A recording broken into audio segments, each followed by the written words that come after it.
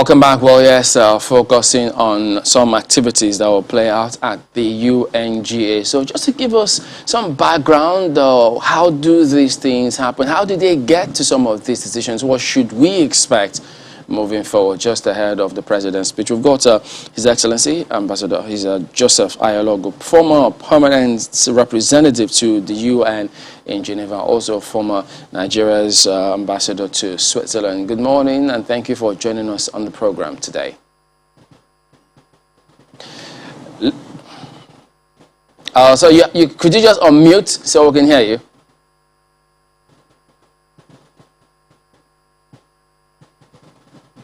We still can't hear you yet. Okay.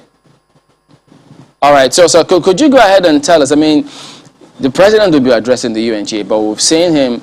He's met with the DG of WTO, who herself has been advocating that she'd like to make Nigeria and South Africa vaccine production hubs. So clearly, the vaccine inequality distribution is topmost on the agenda. I think we may have lost him, but we'll try and get that back. Okay, let's just double check on that. Can you hear us this now, sir?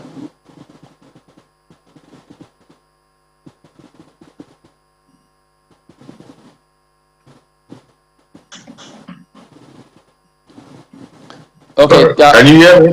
Okay, yeah, that's Yes, right. Yeah, we can hear you now. All right, we're just trying to lay some background as to what to expect. I mean, different countries or regions, if you will, they come with what they like to see addressed. But we also know some of the big ones, most times, usually muscle their way through. But with this global epidemic, is there a chance that you could see most countries, if not all, be on the same page about ensuring that this vaccine inequality, which the president is supposed to speak about, is addressed at the UNGA? Yeah, thank you, Chamberlain.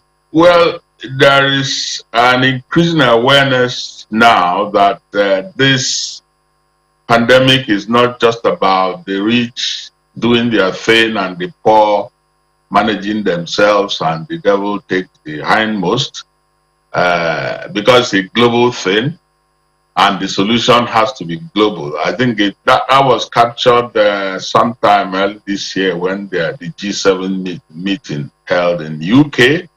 It led to pledges of vaccines. I think they came up to 1 billion. I don't know whether they met it, but at least it underscores that two things: there is a need to support the developing countries and the underdeveloped in getting them to have enough vaccines, and then there is also the need to have this vaccine delivered, because the mechanisms for delivering is even as tough as getting the vaccine themselves. So I expect that at the UN there will be this will be moved further, and there could be more specific pledges or commitments which you can hold on to countries. You know, there are those who speak about, pardon me, there are those who speak about what really goes on with these big pharmaceuticals and how they want to ensure that certain things, pan out in their favor. Would it be fair to suggest that those leaders will definitely take certain policies that will be in the interest of those big pharmaceuticals that perhaps are domiciled in their countries, and perhaps that, who knows, may be detrimental to other countries who are not as well endowed? Well, there has to be some balance. The pharmaceutical companies, the big ones, that they want to make money, and they want to make money, and they will try to make some money. But the point is that there are countries who will insist on not making too much money and ensuring that as much as possible, let's get as much enough vaccines around so that people who need it can use it, after that, then you can make money. But for the present need, it's important to get vaccine as wide as possible to many users. I think that's what the DG of the WTO is pushing for, and that point must be made at this current hunger going on. Well, from where you sit, would you say that the collaborations or the intention, the plans to ensure equitable distribution of vaccines have worked or not?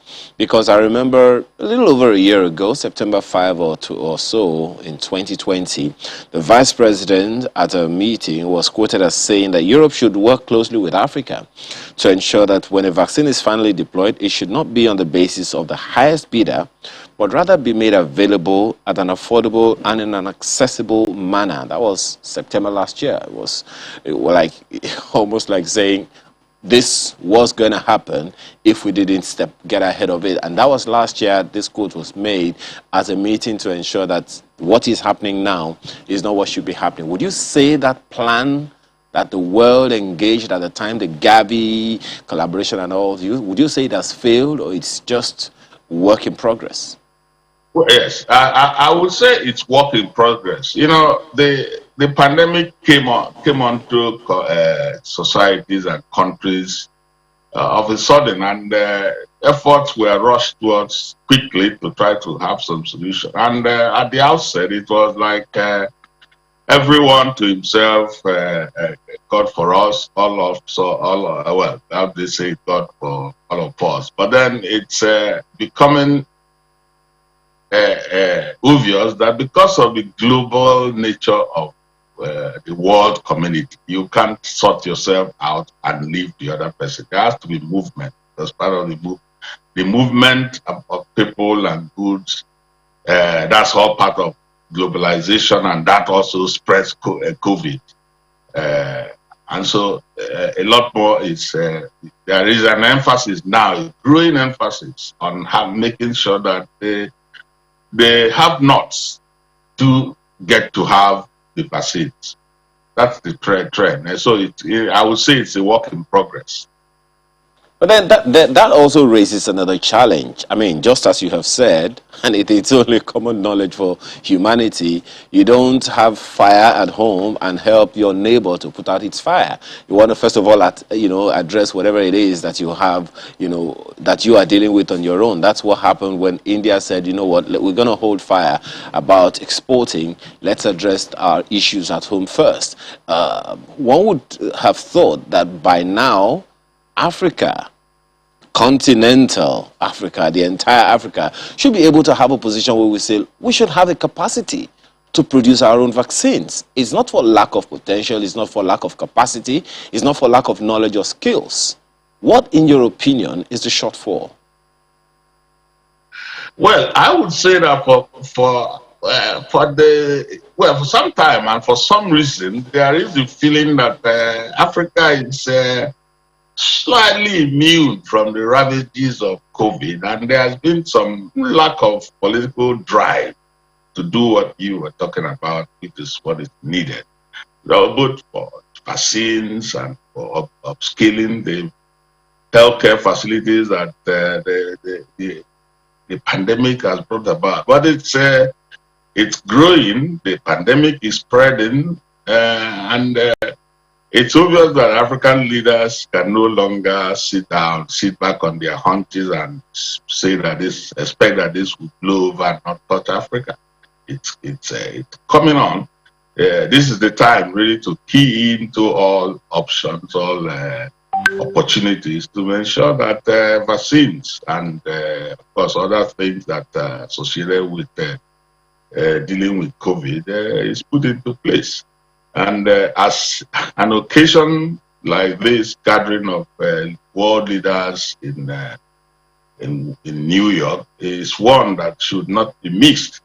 And I personally would urge that we do not let the developed countries get away with,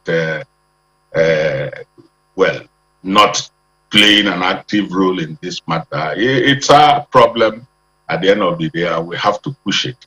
So it's really best that we tag along what Dr. Kojo Weller had said and support her in driving the political will to work and get the vaccines to the continent much as is needed.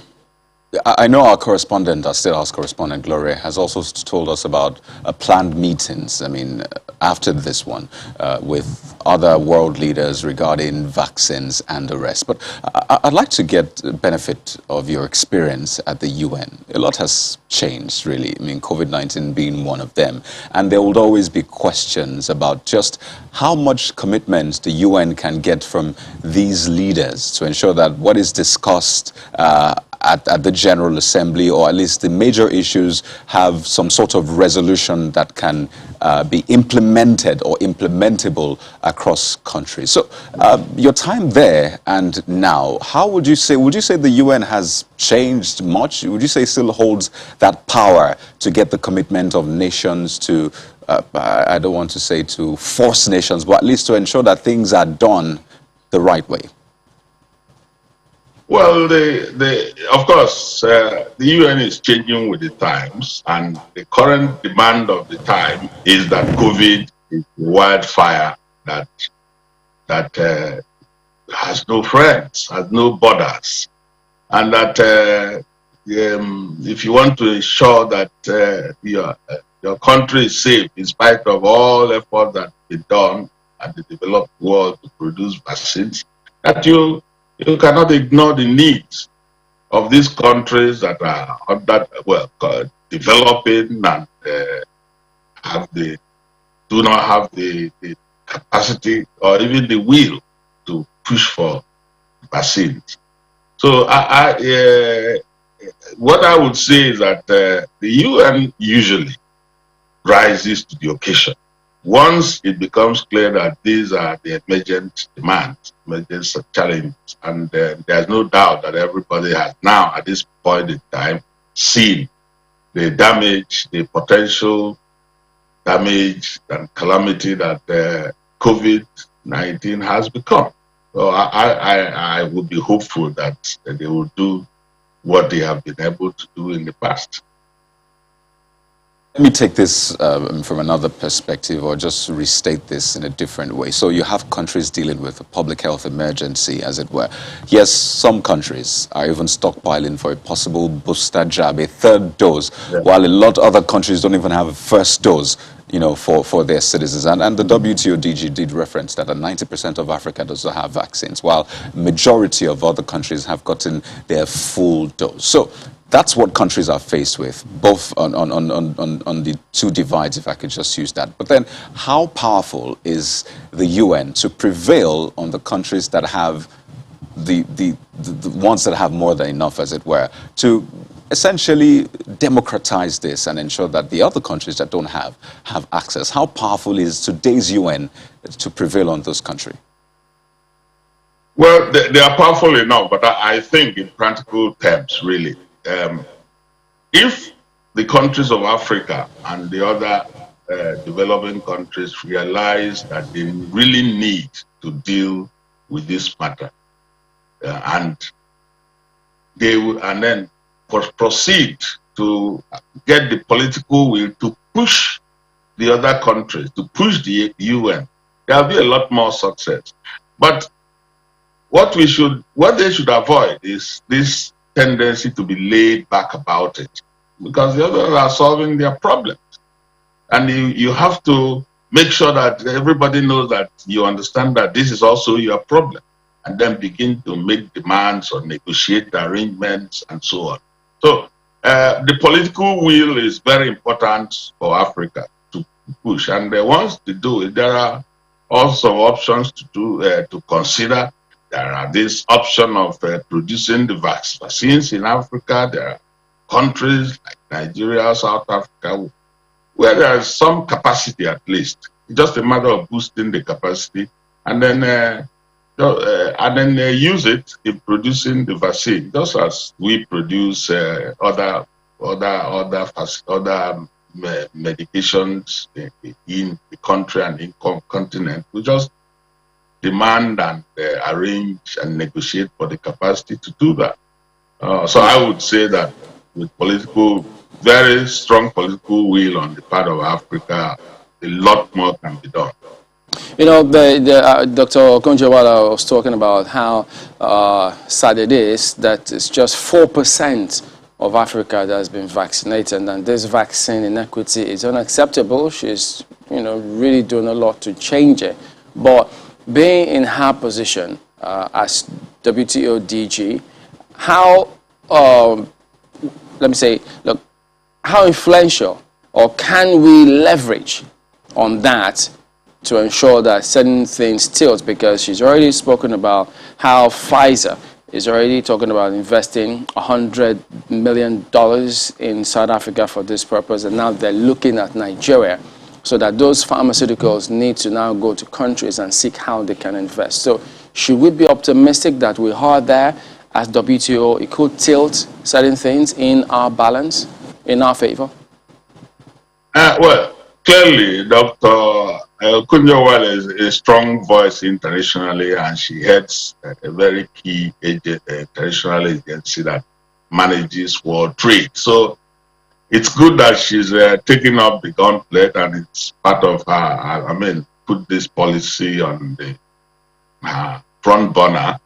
And I don't think anybody else can do it any better. She is a stakeholder in Africa's development. She occupies a place and heads an international organization that manages trade among nations. And the issue of vaccines also has a lot. The trade and commerce is part of it really, because once you convince a producer that, look, you're not going to lose so much by supporting a project in Africa, then it sticks. So I am very hopeful. In fact, I'm very happy that she's taking that up as one of her key policy trust. It's interesting. You've mentioned political will twice, Your Excellency. I'm just wondering what else it will take. But my colleague Maokwe has a question or two for you in Abuja. Maokwe. Thank you, Ayo. I wanted to find out in what language Africa should be couching its request now that we say, or this talk of equitable vaccine distribution. We do know that the language for Africa has since changed from aid to that of trade. However, do you see that coming in here? Because some people are saying they're not quite sure in which language this is. Are we asking for aid, or are we asking them to come and invest in setting up, let's say, vaccine production plants in Africa? What exactly should we be asking for? Well, we should be asking for whatever is possible. Both trade, both aid, both and commitments in, aid and trade. These are the two key things, and then raising our capacity to, showing that we have an interest and that what we only need is the capacity to do our vaccines and so on. The diplomats know how to put pressure when they go to the UN. I expect that they will do that. It's actually the best forum to put the political pressure that is needed to drive this kind of expectations from producers, because they listen to their presidents and prime ministers and so on. So once it's agreed, once it's hyped up enough at the World General Assembly, then it's a matter of how you follow up your own need. If Nigeria decides that, and should decide, because we have the largest population in Africa, that this is a menace for us, a health menace, and then put it on our front burner. That anybody you're talking to, you are demanding this or asking for that, because it's better to ask more for support in giving you the capacity to to have your own. Because once you have it now, you can continue to use that capacity for so many other, well, maybe not pandemic, for so many epidemics and so many other health-related issues. So that's my thinking. Well, while we wait to see, just precisely how the president makes the case for Africa, there are also questions as to how, well, not just Africa, but I guess more specifically Nigeria. There have been questions as to how even the vaccines that have been given to Nigeria and in a number of other African countries under the COVAX scheme has been taken up. We've seen that in recent times there have been an increased enlightenment drive, within Nigeria more specifically. In some instances, states are beginning to put in some measures to, well, not coerce, but, to mandate people to, take up the vaccines. Do you think that there's enough convincing of the people of Africa that this is actually priority enough for the president to be pushing at an occasion like Onga? Well, I should think that with what damage COVID has done in terms of deaths and debilitating diseases that arise from COVID, that it's becoming obvious that this should be on the front burner of every African country, Nigeria especially. We like I said earlier, there is some lethargy about, or rather some cavalier attitude about the COVID. They think it's not for us. There are also some analysis, the heat kills it and all that. But we've seen that, obviously, that these are all false presumptions, and that we should be very serious about it.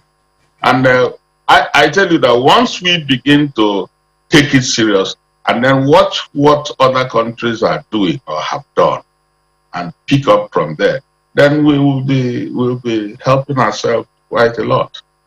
We'll be doing ourselves what should be done, at least to make sure that the pandemic, the ravages, do not really affect us that much, because there are various strains coming up now.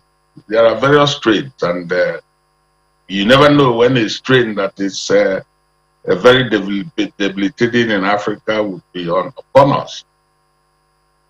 All right, then, Your Excellency Joseph Ayalogo, former permanent representative to the UN and former Nigeria's ambassador to the Switzerland. Thank you very much indeed for your time this morning. Thank you. All right, well, back in a moment. Don't go away.